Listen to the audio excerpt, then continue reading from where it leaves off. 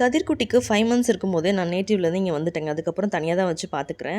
So சில tips கேட்டிருந்தீங்க new moms எனக்கு டிஎம் பண்ணி கேட்டிருந்தீங்க. உங்களுக்காக தான்.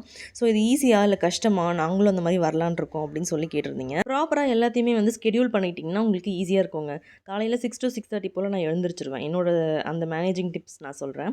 அதுக்கப்புறம் எழுந்ததுலேருந்து பார்த்தீங்கன்னா ஃபஸ்ட்டு தண்ணி காஃபி போட்டு குடிக்கிறது, நான் குளிக்கிறது, கதிர்குட்டி குளிக்கிறது, வீடு க்ளீன் பண்ணிடுறது, அதுக்கப்புறம் குக்கிங் இது எல்லாத்தையுமே வந்து 9:30க்குள்ளே முடிச்சிருவேன். அவங்க அப்பா வந்து அதுக்கப்புறம் ஆஃபீஸ் கிளம்பிடுவாரு. ஸோ அதுக்கப்புறம் தான் வந்து கதிர்குட்டி காலையில் ஒரு தடவை தூங்குவான். அதுக்கப்புறம் மத்தியானம் ஒரு தடவை தூங்குவான். காலையில் தூங்கும்போது அப்போ தான் நான் பிரேக்ஃபாஸ்ட்டே சாப்பிடுவேன். இன்னும் சின்ன சின்ன வேலை ஏதாவது இருந்தால் பண்ணுவேங்க. மத்தியானம் தூங்குவான் பார்த்தீங்களா, அந்த கேப்பில் தான் வந்து பாத்திரம்லாம் அப்படியே வச்சுருப்பேன். அதை வாஷ் பண்ணுறது, வீடியோ எடிட்டிங் இந்த ஒர்க்லாம் போகுங்க.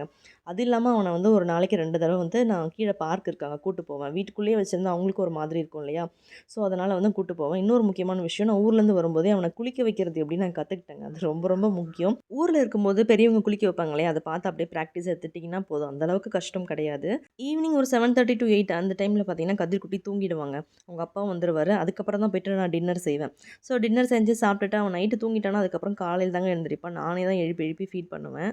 ஸோ அவன் தூங்குற நேரத்த நான் ரொம்ப எஃபெக்டிவா யூஸ் பண்ணிக்குவேங்க. வீட்டு வேலை, எடிட்டிங் இது எல்லாமே. இப்படி தாங்க பிளான் பண்ணி என்னோட லைஃப் போயிட்டுருக்கு.